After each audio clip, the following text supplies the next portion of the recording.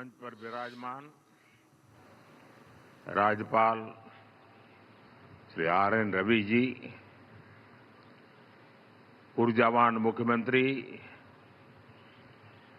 शुभेंदु अधिकारी जी, केंद्र में मेरे सहयोगी प्रताप राव जाधव जी, अन्य सभी महानुभाव, यहां कोलकाता में जुटे सभी प्रतिभागी, देश विदेश में योग से जुड़ रहे सभी साथी और मेरे प्यारे देशवासियों, 21 जून का ये दिन पृथ्वी के कुछ भूभाग पर साल में सबसे लंबी अवधि का दिन होता है और अंतर्राष्ट्रीय योग दिवस के कारण 21 जून का ये दिन विश्व के सबसे बड़े सामूहिक उत्सव का दिन भी बन गया है।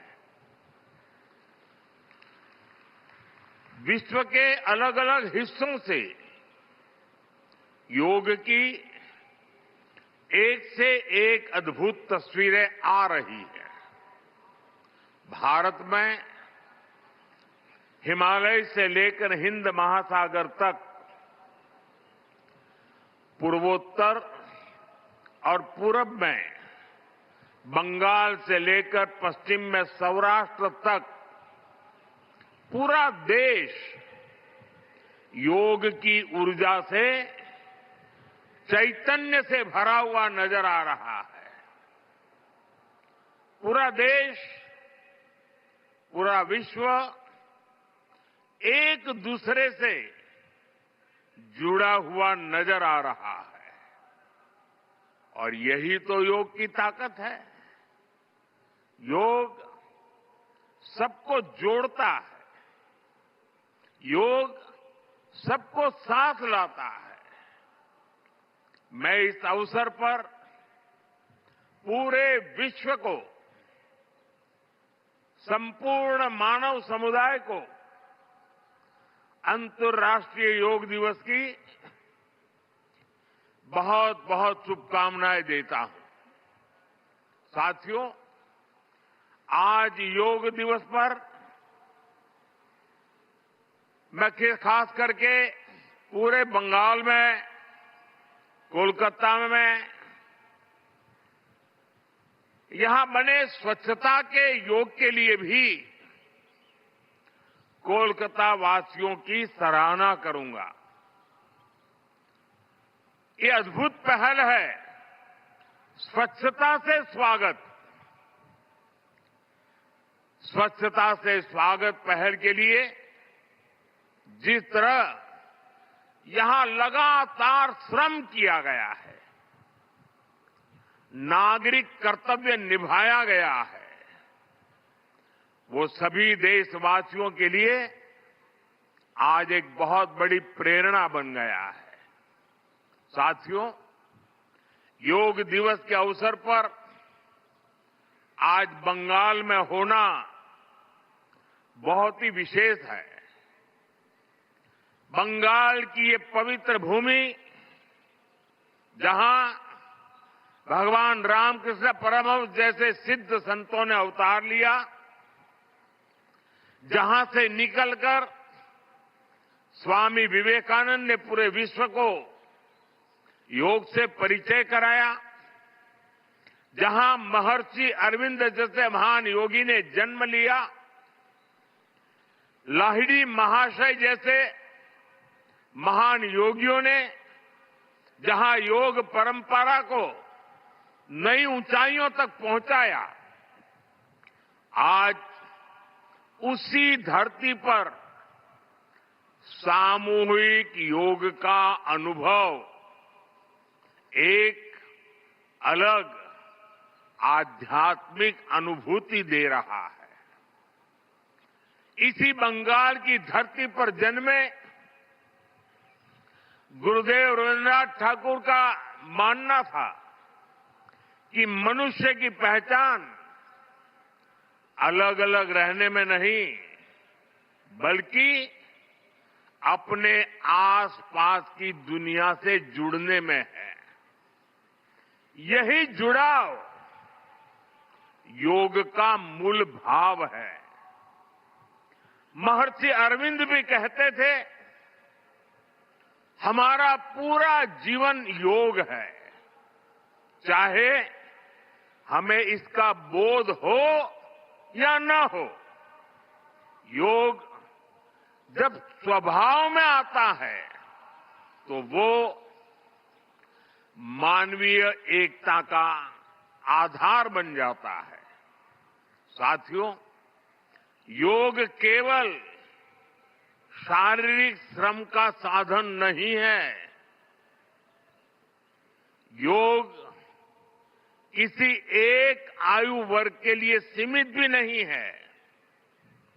भारत में हम जानते हैं और देखते आए हैं, योग मानव के जीवन का चेतना के साथ, ऊर्जा के साथ एक प्रकाश भी है। इसलिए इस वर्ष अंतर्राष्ट्रीय योग दिवस की थीम रखी गई है, योगा फॉर हेल्दी एजिंग। उम्र बढ़ने पर भी हम स्वस्थ रह सकते हैं, हम ऊर्जावान और सक्रिय रह सकते हैं। योग हमें इसके लिए मार्ग दिखाता है।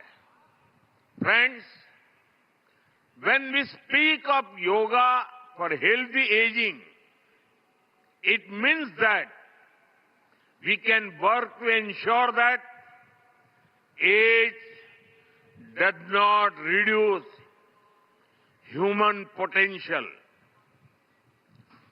Yoga can help human life to aspire for constant growth. Our target must be to be more flexible at 40 than we were at 20. Our target must be to be more energetic at 50 than we were at 30.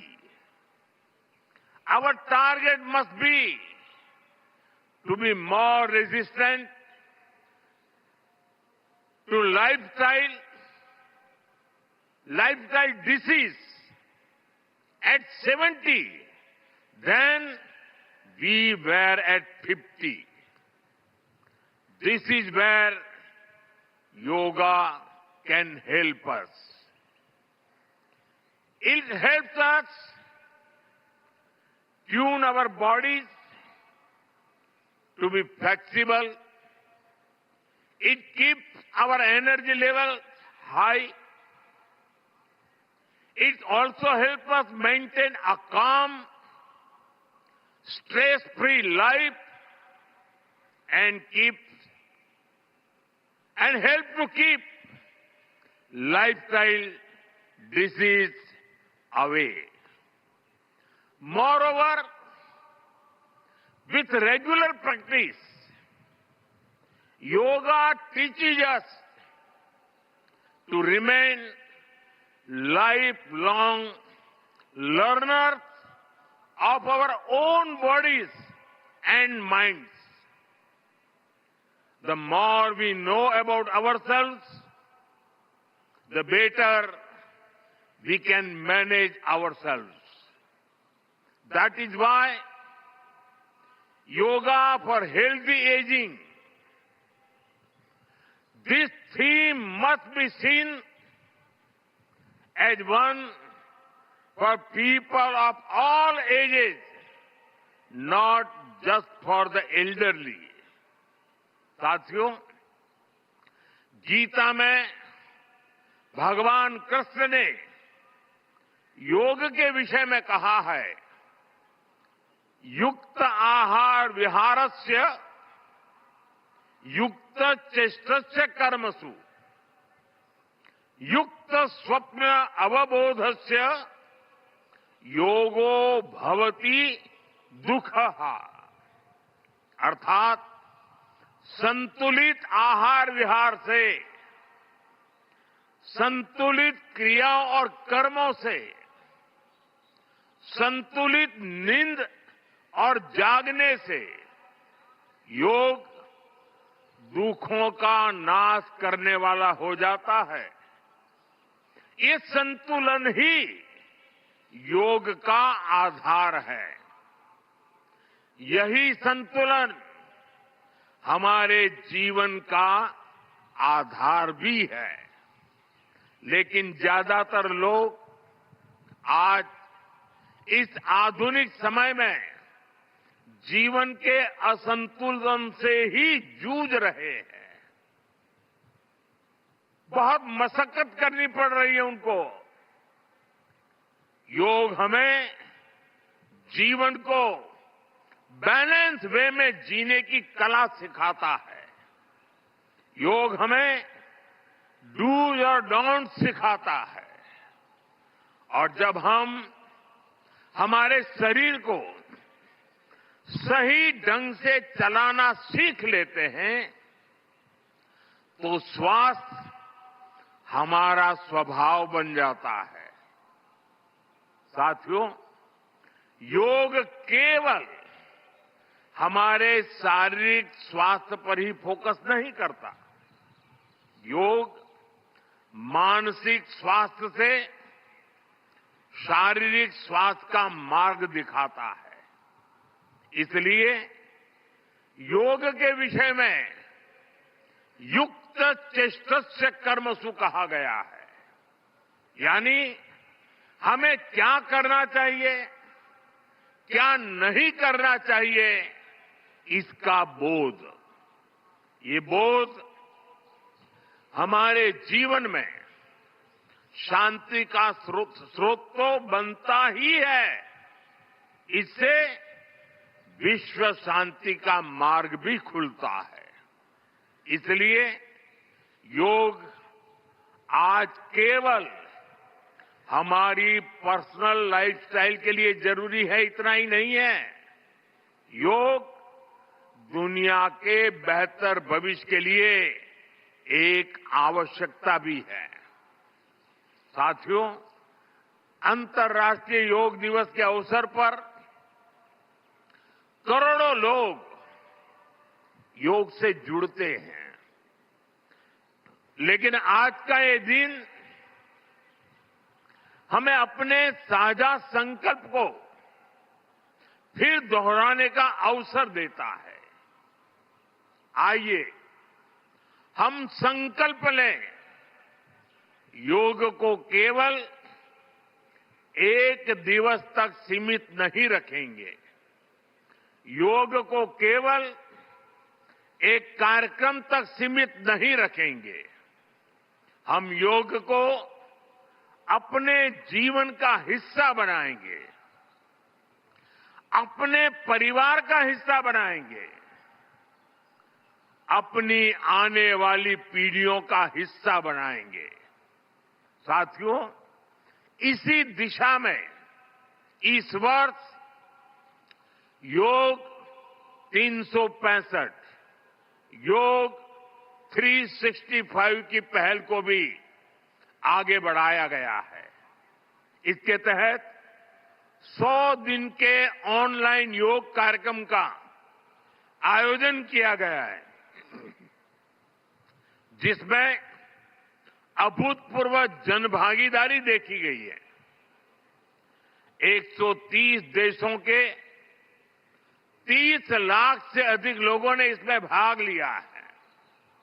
साथियों, जब समाज स्वस्थ होगा तब राष्ट्र भी अधिक सक्षम, अधिक समृद्ध और आत्मविश्वासी बनेगा। मैं इसके लिए मैं सबके लिए कामना करता हूं, सर्वे भवन्तु सुखिनः, सर्वे सन्तु निरामया। इसी के साथ आप सभी को एक बार फिर अंतर्राष्ट्रीय योग दिवस की बहुत बहुत शुभकामनाएं, बहुत बहुत धन्यवाद।